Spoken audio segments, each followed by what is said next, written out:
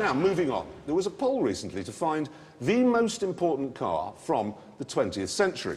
And I went for the Golf GTI because it was fast and practical and classless.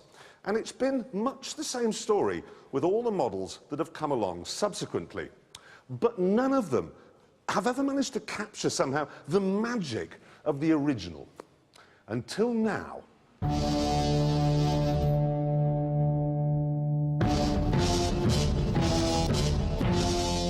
Now, I'll admit, it's not actually a GTI, or a Golf, or even a Volkswagen.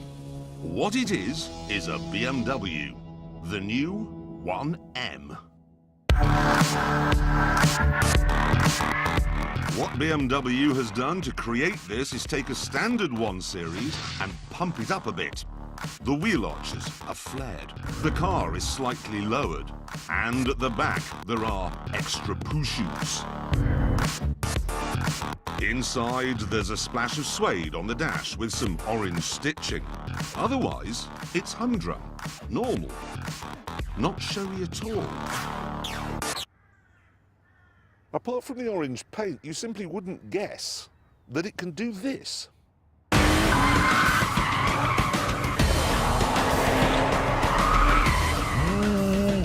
Ooh, yes! Blimey, this is good.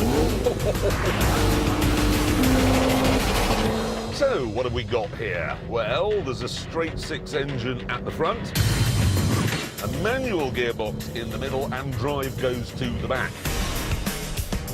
That's page 1, chapter 1 from the Petrosexual Handbook.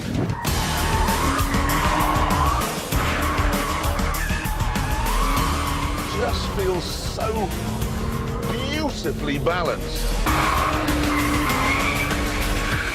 And of course, all BMW M cars feel this way. They just feel better than Mercs, better than Audis, better than pretty much anything. And just when you think it can't possibly get any better than this, you push the little M button on the steering wheel, and the whole car shimmies. It's like a shiver of excitement. The feeling you'd get if someone suddenly gave you permission to set fire to Piers Morgan. Ooh, yes. Ooh. In M mode, it's even more of a tyre-smoking mentalist.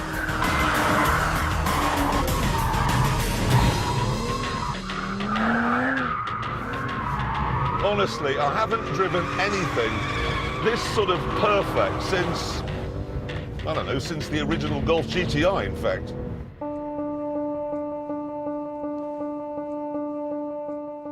And what makes that quite surprising is that the 1M is like a turkey curry on Boxing Day. It's made from leftovers. The door mirrors are from the current M3. The rear axle is from the old one. The engine is from a Z4. It's a recipe that shouldn't work, but it does, as we shall now see. What we have here is a new, lighter, more powerful Porsche Cockster, the Cayman R. And this is the new supercharged Lotus Evora S. Both these no-compromise ground huggers are purpose-built to go like hell. So they ought to cream the sit-up-and-beg Beamer.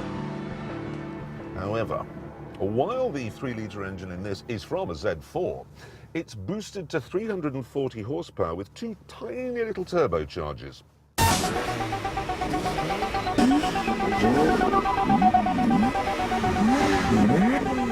So, let's see how we get on.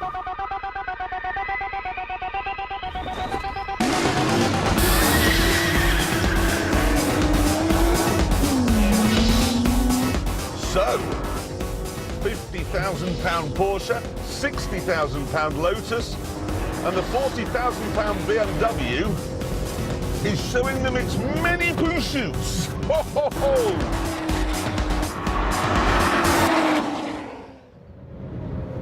Bit depressing if you've just bought a Lotus. And there's more. The Porsche and the Lotus are effectively two-seaters, and there's hardly any luggage space at all. You get the speed at a price. But there's no price to pay with the 1M. There's space in the back for 2 children and room in the boot for 2 more. It's a family saloon. This then does to today's sports cars what the original Golf GTI did to the MG and the Triumph Spitfire. It renders them pointless. Drawbacks?